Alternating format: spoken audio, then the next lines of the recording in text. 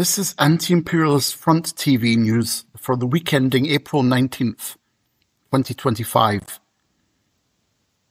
Hunger strike resistance to the isolation prisons of Turkey continues.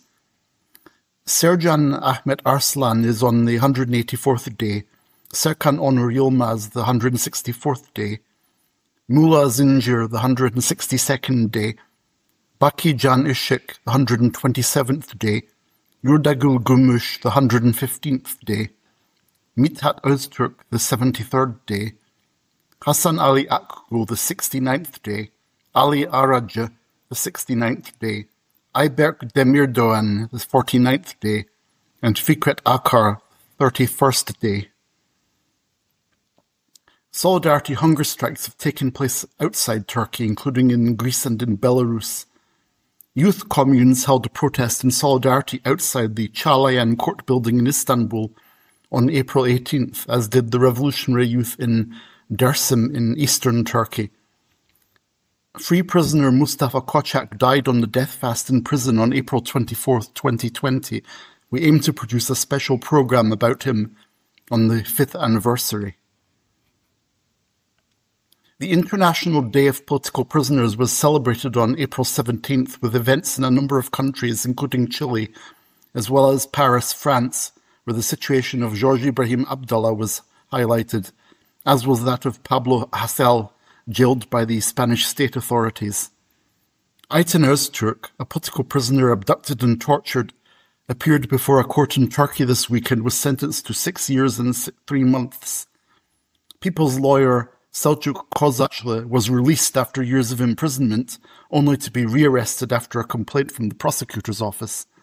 The People's Law Office International issued a statement noting that we will never show good behaviour, we will never submit, we will never obey.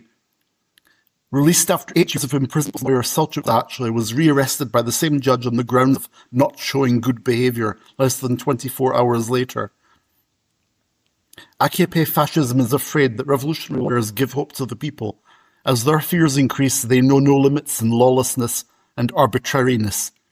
We saw this arbitrariness, this persecution, this tyranny 7 years ago. No matter what they do, we have not and will not turn away from our path. If necessary, like Ebru Timtik, we will turn our lives into lawyers' robes and continue to give hope to the people. The repression we see in Turkey is an expression of the state's fears. Major protests against its suppression of even the legal pro-system opposition in the country continue. Repression, of course, continues elsewhere in the world. In Czechia, a Czech communist is on trial for a T-shirt with a picture of a grandmother and the red flag. On April 14th, the trial of Zdeněk Milat, one of the leaders of the Communist Party of Bohemia and Moravia, began in Prague. He is accused of wearing a T-shirt with an image of a grandmother holding a red flag during an anti-fascist protest in July 2023. The court considered this a symbol of support for Russian aggression in Ukraine, which, according to the prosecution, is tantamount to approval of war crimes. This is not the first time that Zdeněk Milat has been tried for publicly expressing his anti-fascist political position. U.S. imperialist aggression against the people of Yemen continued with airstrikes by the Americans, claiming the lives of at least 12 people, according to the Yemeni Health Ministry.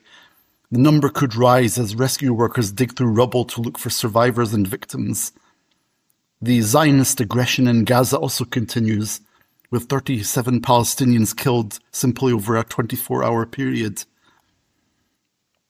In Ireland, the traditional Easter commemorations took place.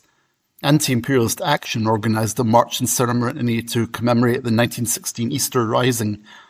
Following the march at the cemetery, short speeches were made, messages were read and traditional songs were sung. After the ceremony, there was a meeting at the Teachers' Club. Several groups from Europe read out their messages.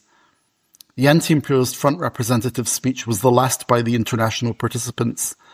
The opportunity was taken to mention the demands revolution makes, as well as to raise the situation of the prisoners who are on hunger strike in Turkey.